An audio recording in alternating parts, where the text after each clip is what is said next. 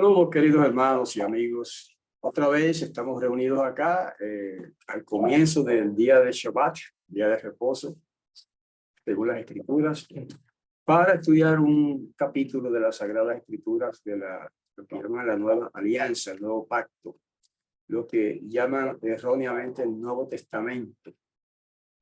Pues hoy tenemos el capítulo 5 de Romanos. Okay, vamos a analizar ese capítulo. No es difícil, no es largo. Así que probablemente nos tome, o sea, tengamos bastante tiempo para después la segunda parte, que esa no se graba, pero la hacemos acá en vivo, y es la discusión de la participación de todos los que quieran aportar opiniones, ¿verdad? O ideas, o interpretaciones, o aplicaciones de lo que se ha leído, etcétera. Así que vamos a comenzar entonces a mostrar el documento. Ahí está. Romanos, capítulo 5. Ok. La biotenu nizdakim me'emunah yesh lanu shalom el Elohim al-yedei Adonenu Yeshua HaMashiach. Por eso, siendo justificados por la fe, tenemos paz con el Todopoderoso por medio de nuestro amo Yahushua el ungido. Otra vez repito que hemos traducido la palabra Mashiach o Hamashiach siempre en esta ahorita, ¿verdad? La hemos traducido al español. Pues si decimos el Mashiach, pues estamos hablando hebreo, pero si vamos a hablar español, entonces he tratado de traducir todo. No siempre es posible, pero lo más posible traducirlo al español. Entonces Yahushua Hamashiach, ese día en español, Yahushua el ungido. Y otra vez aclaro para los que me están escuchando quizá por primera vez que usamos acá en la transliteración la palabra Yeshua, porque esa es la que usa el autor en hebreo, ¿verdad? El autor del texto hebreo. Y eso viene del arameo. Entonces nosotros la sustituimos por el hebreo puro es Yahushua, que se dice, y por eso en la traducción lo sustituimos de esa manera. Pero el lector puede elegir cualquiera de las dos. Ok, así que siendo justificados por la fe, este es un tema recurrente en el libro en la carta esta de los Romanos. Se repite mucho. Justificados por la fe, ya hemos aclarado que justificado no quiere decir que se nos hace justos, sino que se nos considera justos. Se nos atribuye la justicia del Mesías, se nos imputa, se nos atribuye la justicia del Mashiach, entonces se nos considera como si fuéramos justos. No que lo somos, sino como si fuéramos. Eso es lo que significa justificados en el contexto de estos escritos. Y esa justificación la aceptamos y la entendemos por la fe, porque no es algo que uno siente en el cuerpo, no es algo que uno siente en su mente. Es por la fe que aceptamos eso. Por eso se llama justificación por la fe, ese proceso. Y dice que al tener esa justificación, entonces tenemos paz con el Todopoderoso. ¿Por qué? Porque lo que nos tenía en enemistad con él es el pecado. Entonces, una vez somos justificados por el Mashiach, por el ungido, pues se nos perdonan los pecados. Y entonces él nos considera como si fuéramos justos, como si nunca hubiéramos pecado. Eso es la justificación por la fe que tanto proclama Shaul, Pablo. ¿Okay? Entonces, verso 2, por cuyo medio también tenemos acceso por la fe a este favor. Otra versión dice a esta gracia, es lo mismo. ¿Qué cosa es la gracia de Yahweh? Es un favor que él nos hace. Tenemos acceso, dice, a este favor en el cual estamos firmes. Bueno, eso es lo que él dice, ¿verdad? Y yo me pregunto, ¿estamos firmes en ese favor, en esa gracia que nos da? Y nos gloriamos en la esperanza de la gloria del Todopoderoso. La gloria del Todopoderoso es cuando el Todopoderoso se glorifique por medio de la segunda venida de su Hijo, que vendrá a este mundo a reinar sobre las naciones, y después del reino del Hijo vendrá el mismo Todopoderoso Yahweh con la santa ciudad. Eso es un tema que ya hemos estudiado muchas veces, y estará aquí con nosotros. Es como quien dice que mudará el centro del gobierno del universo, de donde esté ahora, a esta tierra. Eso es lo que se llama la gloria del Todopoderoso en el futuro. Aunque se puede hablar de una gloria presente, pero eso es otro tema, ¿verdad? La cosa es que nosotros nos gloriamos en la esperanza de esa gloria. Esa gloria del Todopoderoso es algo que estamos esperando. Por lo tanto, básicamente se refiere a algo futuro. Y no solo esto, sino que aún nos gloriamos en las tribulaciones. Eso es extraño. ¿Cómo es que nos gloriamos en las tribulaciones? ¿Cómo una persona se puede alegrar, gloriar, estando en tribulación? Eso no es normal. Eso no es normal. El ser humano cuando sufre, cuando está en tribulación, en problemas, en sufrimiento, no se gloria, no se alegra, usualmente, ¿no? Normalmente. Pero el creyente sí. El creyente en el Mesías se alegra incluso en las tribulaciones. Eso es lo que dice ahí. Aún nos gloriamos en las tribulaciones, sabiendo que la tribulación produce ¿qué? Paciencia. Ahí está la ventaja. Ahí está el beneficio de la tribulación. Sufrimos, sí. Padecemos, sí. Nos sentimos mal, sí. Pero eso precisamente es lo que nos produce ese carácter o esa cualidad del carácter que se llama paciencia. También se puede traducir como perseverancia, ¿verdad? Esa palabra. Verso 4. Y la paciencia produce prueba. Y la prueba, esperanza. Es como una concatenación, una cadena. La paciencia produce prueba y la prueba produce esperanza. Y sigue. Y la esperanza no avergüenza, porque el amor del Todopoderoso se ha derramado en nuestros corazones por el Espíritu de Santidad que se nos ha dado. Eso es un pensamiento consolador, hermanos. Se ha derramado en nuestros corazones, ¿qué cosa? El amor del Todopoderoso. ¿Cómo se derramó en nuestros corazones ese amor? Por medio del Espíritu de Santidad. Esa energía divina que Él pone en sus hijos. Cuando se convierten y vuelven a Él, Él pone esa energía divina y poderosa que es lo que en hebreo se llama la Ruach HaKodesh, que quiere decir bueno, en español es masculino, aunque en hebreo es femenino, ¿verdad? La Ruach HaKodesh, pero en español pues sería el espíritu de santidad. Aunque se puede traducir también la inspiración de santidad. ¿Okay? Perfectamente, es una traducción completamente correcta.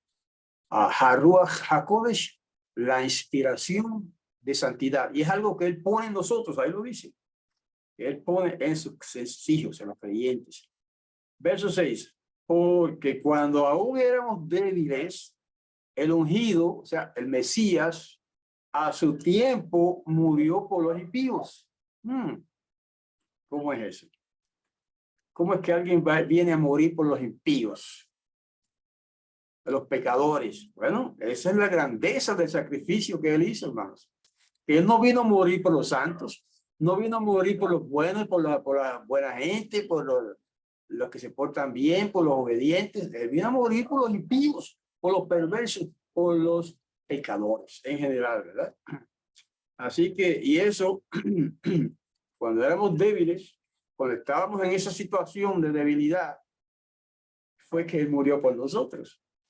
Ahí está la grandeza de ese sacrificio. Sigue diciendo, Saúl está aquí exaltando la grandeza precisamente del sacrificio del Mesías.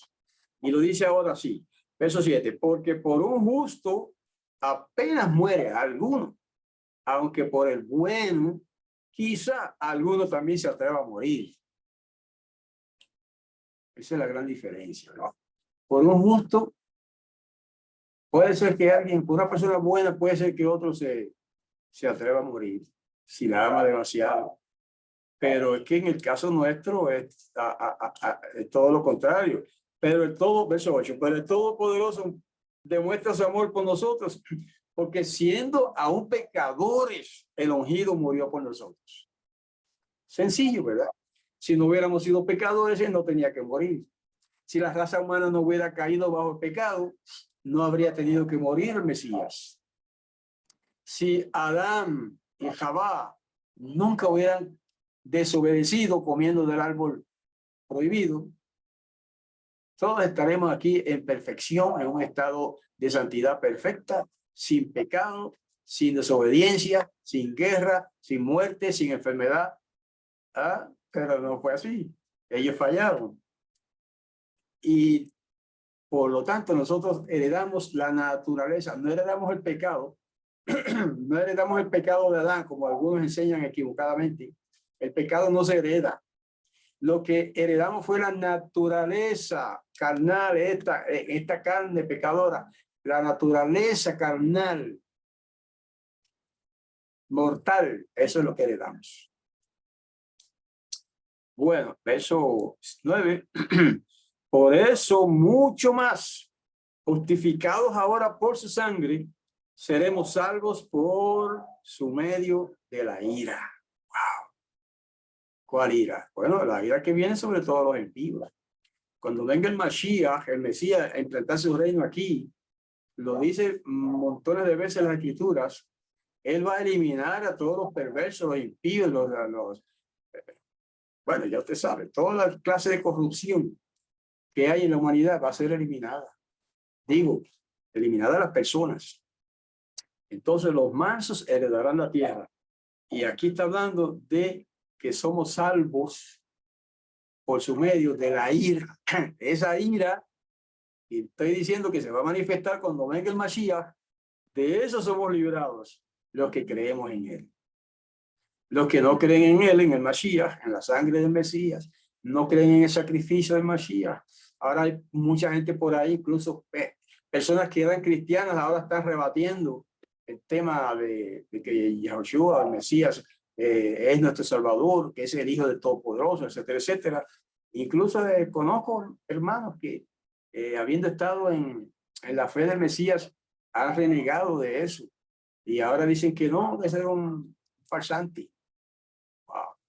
Entonces, eso no van a tener ese privilegio de ser justificados por su sangre del Mesías y ser salvados por el medio del Mesías de la ira. ¿Okay? Verso 10. Porque si cuando éramos enemigos, ¿verdad? Éramos enemigos de quién? De Yahweh, del Todopoderoso, del Creador. ¿Por qué? Porque nos rebelamos como humanidad en general. Por medio de Adán nos rebelamos contra él y éramos enemigos. Dice, fuimos reconciliados con el Todopoderoso por medio de la muerte de su Hijo. ¿Cuánto más, estando reconciliados, seremos salvos por su vida? Aquí hay dos cosas importantes que quiero recalcar. Primero, siendo que hay algunos maestros de la cristiandad y también algunos mesiánicos que están enseñando que el Padre y el Hijo no son dos personas, sino una sola. Eso lo hemos comentado antes, ¿verdad? Estamos repitiendo. Ellos enseñan que es la misma persona, que el Padre es el Hijo y el Hijo es el Padre, que es uno solo, la misma persona. Hermano, hay montones de pasajes de las Escrituras que refutan, contradicen eso. Este es uno de ellos. Sencillo. Dice que fuimos reconciliados con el Todopoderoso, ese uno, ¿verdad? Por medio de la muerte del Todopoderoso, dice ahí. No. Por medio de la muerte de su Hijo. Esos son dos. Ahí está, sencillo. Elemental. El Todopoderoso y su Hijo. Son dos. Bueno, el siguiente punto que quiero recalcar en este verso es que ¿qué es lo que nos salva? ¿Qué es lo que nos justifica? ¿Qué es lo que nos salva finalmente? ¿La muerte del Mesías o su vida? Ahí está la respuesta.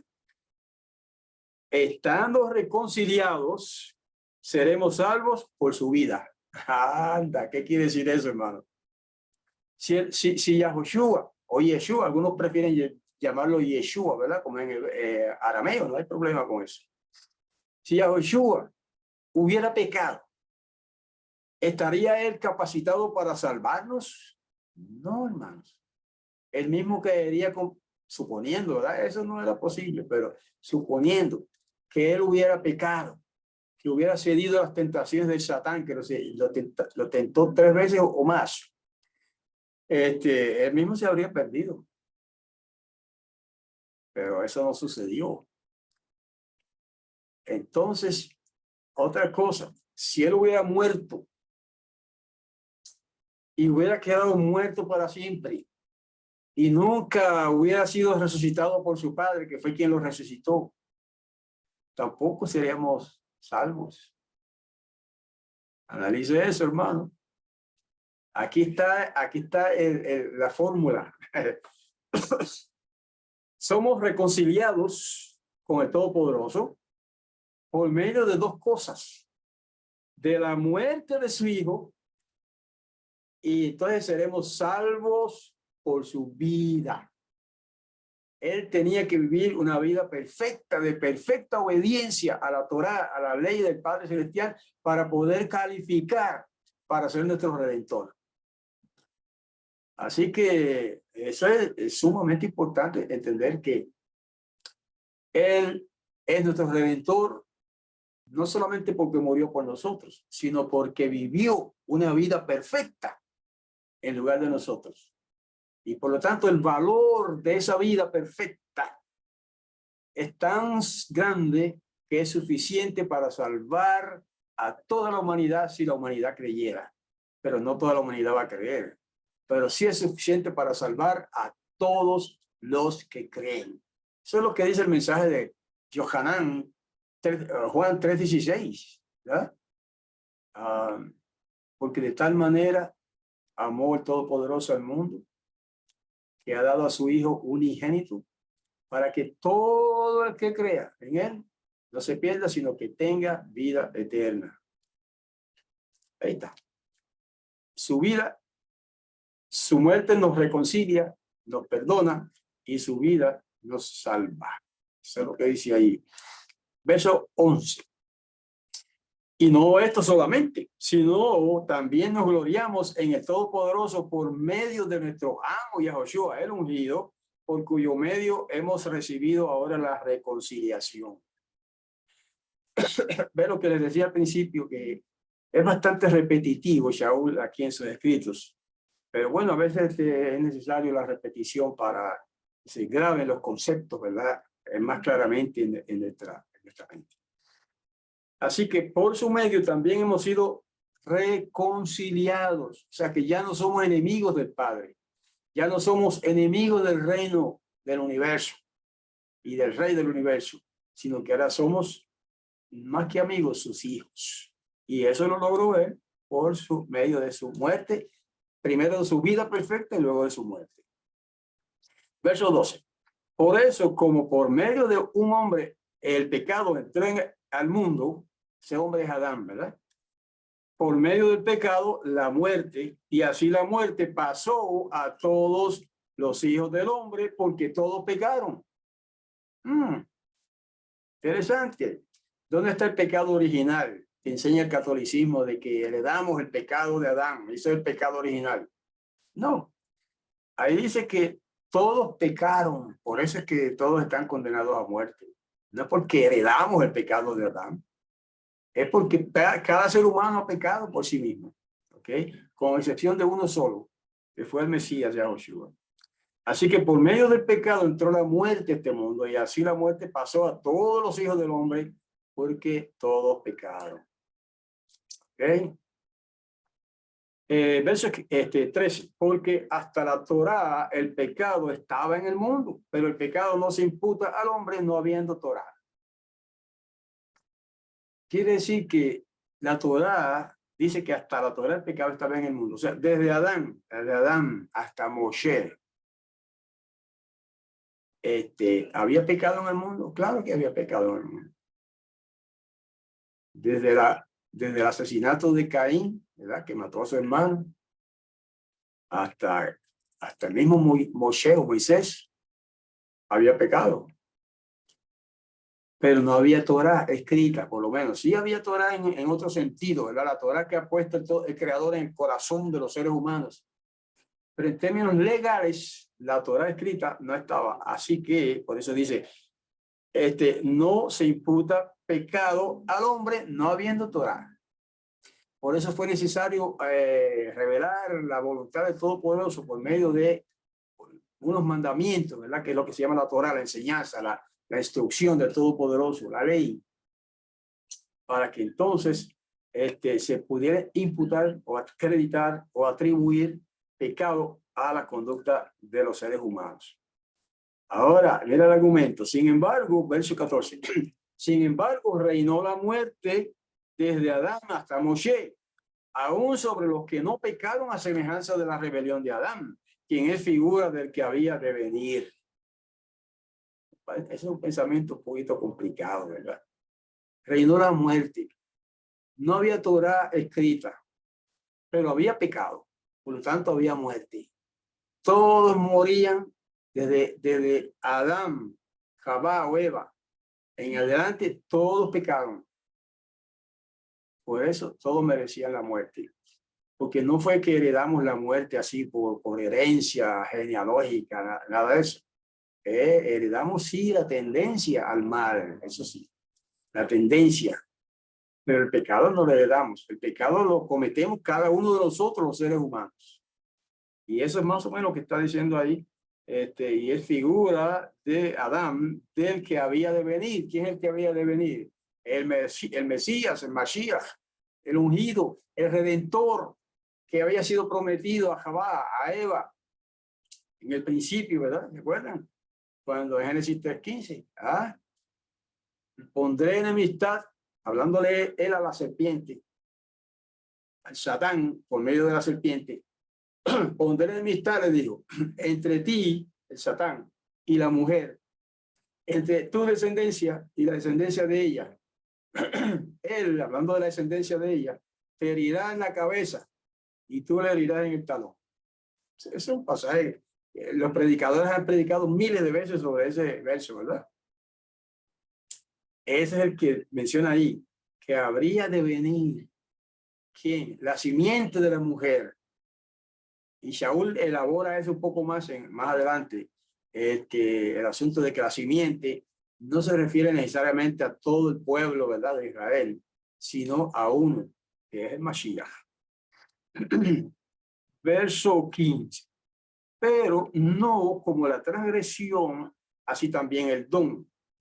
Pues si por el delito de uno, oigan esto bien, si por el delito de uno, que fue Adán, los muchos murieron, cuanto más el favor de Elohim y el don por la bondad de un hombre, Yahoshua, el ungido, abundó para muchos.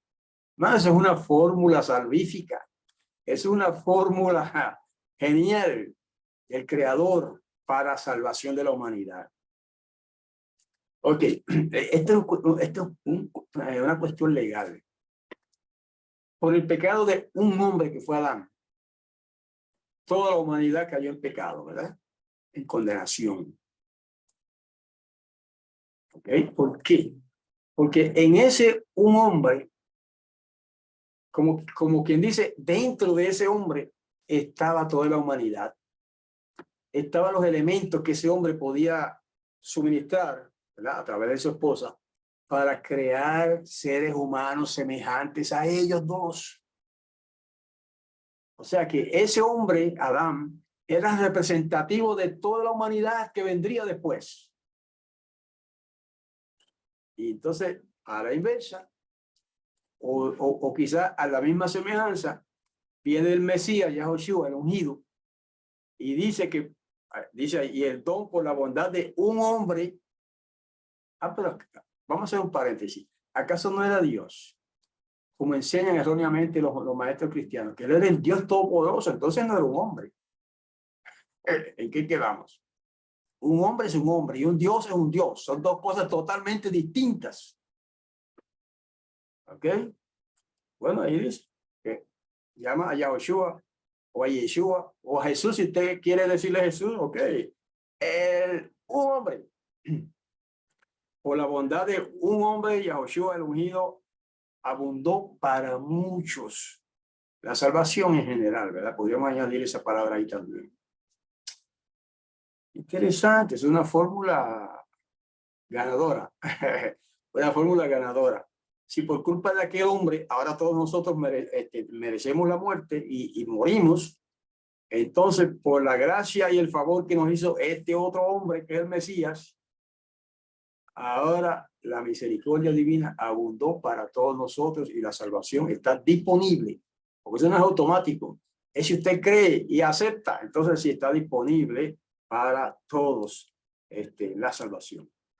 Y sigue diciendo, el verso 16, y no como por un pecado fue el don. Es un lenguaje un poquito difícil porque hemos traducido de manera literal, palabra por palabra el hebreo. Y no como que por un pecado fue el don, porque ciertamente el juicio vino de un pecado para condenación, pero la gracia vino de muchos delitos para justificación. O sea que, fíjense que la gracia quiere decir el favor que nos hace el Todopoderoso. Es tan valiosa ese favor, tan valioso ese favor, que abarca o incluye o cubre a muchos delitos. Adán fue condenado a muerte por un pecado, uno solo. Sin embargo, nosotros cometemos muchos pecados durante la vida y un acto de salvación que hizo el Mashiach por nosotros cubre todo nuestro pecado, no solo pecado, todos. Por supuesto, si uno se arrepiente, ¿verdad? Si uno se arrepiente y no lo repite o trata de no repetirlo. Y si lo repite, tiene que arrepentirse otra vez y pedir perdón, etcétera. Bueno, verso 17. Porque si por un delito de Adán, la muerte reinó por medio de uno, cuanto más los que reciben la abundancia de gracia y del don de la justificación reinarán en vida por medio de uno, Yahoshua el ungido. Ahí está. Ve como siempre Shaul contrapone dos hombres. A veces, alguna vez me han preguntado, bueno, ¿y por qué un ángel no podía venir a morir por nosotros? ¿Por qué no podía venir el Padre mismo? Bueno, hermanos, pensar que el Padre mismo pueda morir es un concepto totalmente irracional. El Padre es la vida misma, el Padre es el origen de la vida, es la fuente de la vida. Si fuera posible, lo cual no es, si fuera posible que desapareciera el Padre, hermano, todo el universo desaparecería automáticamente. Porque Él es el que crea y sostiene todo el universo. Y ahora junto con su Hijo. Así que eso de que el Padre es imposible que pudiera venir a morir por nadie. Un ángel, los ángeles son buena gente. Les digo, perdón, no es buena gente, son buenos espíritus. Son buenos. Pero ¿podía un ángel morir por nosotros? No.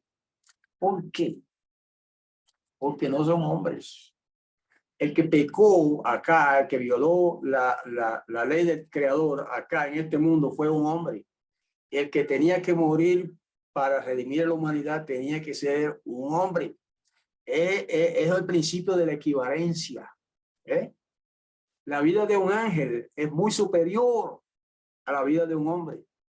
Por lo tanto, no es razonable en términos de equivalencia. Y la vida para redimir a un hombre tenía que ser por medio de otro hombre. Claro, que tiene que ser perfecto, porque Adán era perfecto cuando fue creado, ¿sí o no? Pues entonces el que viniera a dar su vida por el pecado, por el pecador, tenía que ser un hombre, pero perfecto. Y la solución fue esa. El mismo Hijo del Todopoderoso se hizo hombre. No fue que se vistió de hombre. No fue que se hizo parecer como si fuera un hombre. No. Fue una encarnación. Eso es lo que llaman encarnación. Se hizo hombre. totalmente. ¿Cómo? Naciendo de una mujer, así de sencillo. Naciendo de una mujer, porque de una mujer no puede nacer otra cosa que no sea un hombre. Claro, cuando decimos un hombre quiere decir un ser humano, ¿sabes? Puede nacer una mujer, por supuesto, pero cuando decimos un hombre, queremos decir un ser humano. Para el Mashiach llegar a ser un ser humano, tenía que nacer de una mujer. Elemental. Bueno, vamos a ver qué nos dice el verso 18. Por eso, pues, como por medio de un delito vino la culpa a todos los hijos del hombre para condenación, así también por la justicia de uno vino la gracia a todos los hijos del hombre para justificación de vida. ¿Ven lo que decía al principio, hermanos? Que Shaul, especialmente en este libro de Romanos, es bien repetitivo, ¿verdad? Pero hay que tolerarlo, porque es para nuestro beneficio que él repite tanto, para que se nos grabe el concepto, ¿verdad? Un hombre pecó, otro hombre viene y lo redime. ¿Ok? Y ahora dice que por la justicia de ese que vino a redimirnos, entonces todos los que creen en él son justificados para vida. Verso 19, ya nos acercamos al final. Porque como por la desobediencia de, otra vez va a repetir el mismo concepto, pero en otras palabras. Por la desobediencia de un hombre, los muchos fueron constituidos pecadores. Así también por la obediencia de uno, los muchos serán constituidos justos. ¿Ven lo que yo llamo el principio de la equivalencia dinámica? ¿Ok? Principio de la equivalencia dinámica. Adán, el Mesías, tenían que ser iguales, humanos, ambos, 100% humanos. A veces en algunos círculos religiosos se dice, bueno, pero Jesús era hombre o era Dios. Y uno dice, no, eran las dos cosas. Era un hombre Dios. Oh, ¿de dónde sacaron eso? Entonces, otros dicen, no, era mitad humano y mitad divino. No me diga. Mira hasta dónde llegan las especulaciones humanas sin sentido. Uno dice que era todo Dios y todo hombre a la vez. Y dice, eso no puede ser. Era mitad Dios y mitad hombre. No me diga. Hermano, eso no es conceptualización bíblica. Eso es especulación humana puramente. Pablo lo pone sencillito, mira qué sencillo.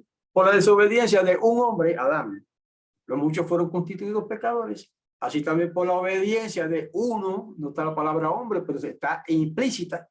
Así por la obediencia de un hombre, los muchos serán constituidos justos. Ahí está. Equivalencia dinámica. No olviden ese principio. Equivalencia dinámica. Para salvar a Adán tenía que ser un hombre perfecto como lo era Adán cuando fue creado. Ese es el Mesías.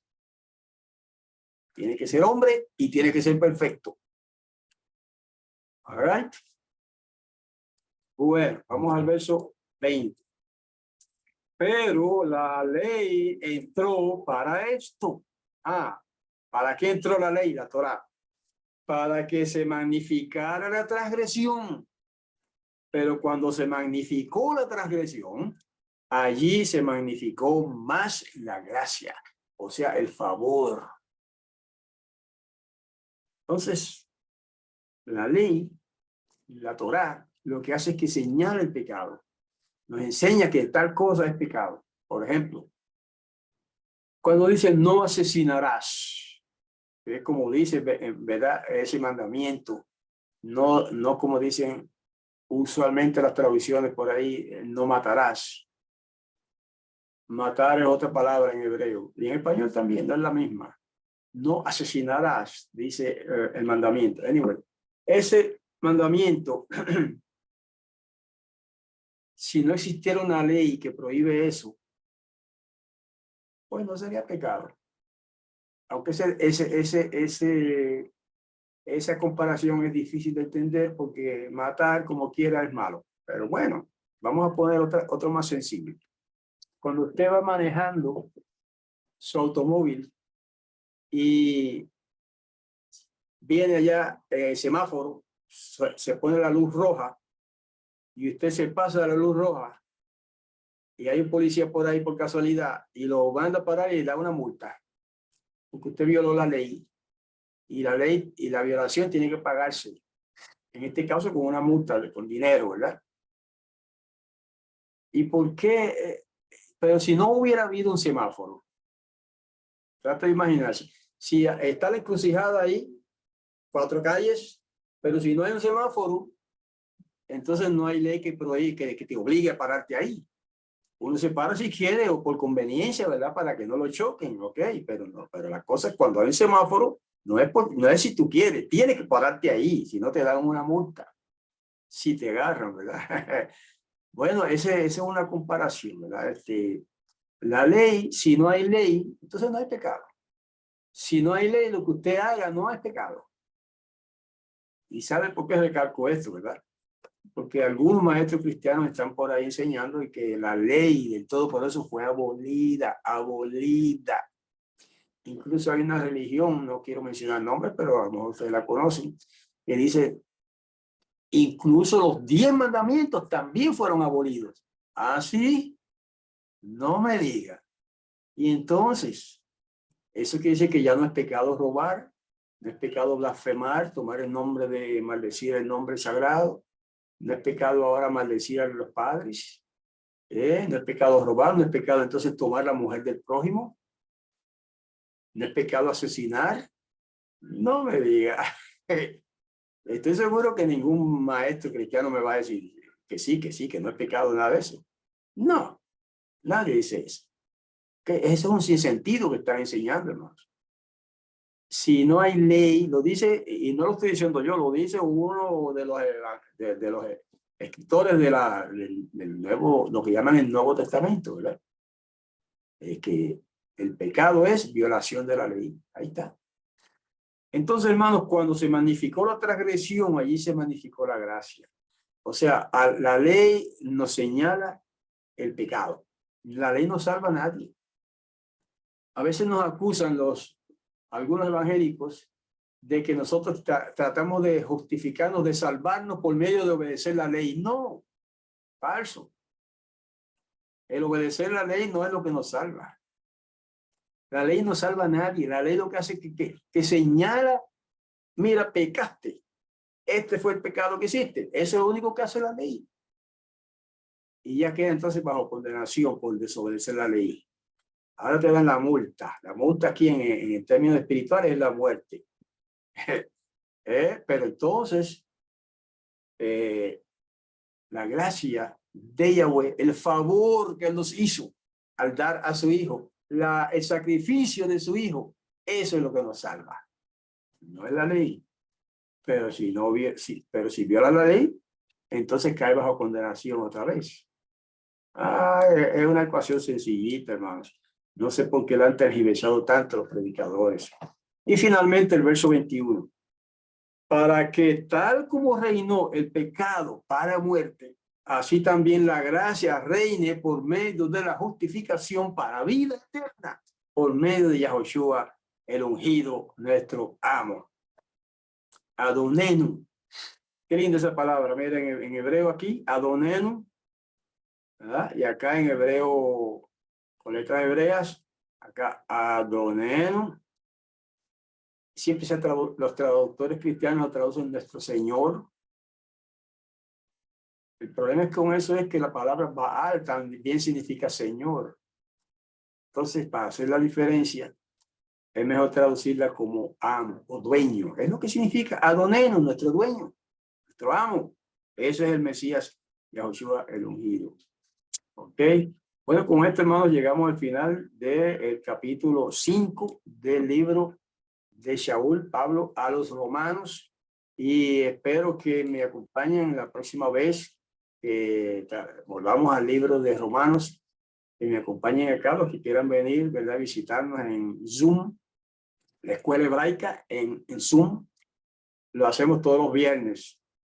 Ahora, solamente que durante el mes de diciembre voy a estar, por ejemplo, el próximo viernes no vamos a estudiar Romanos capítulo 6, sino otro tema de las Escrituras.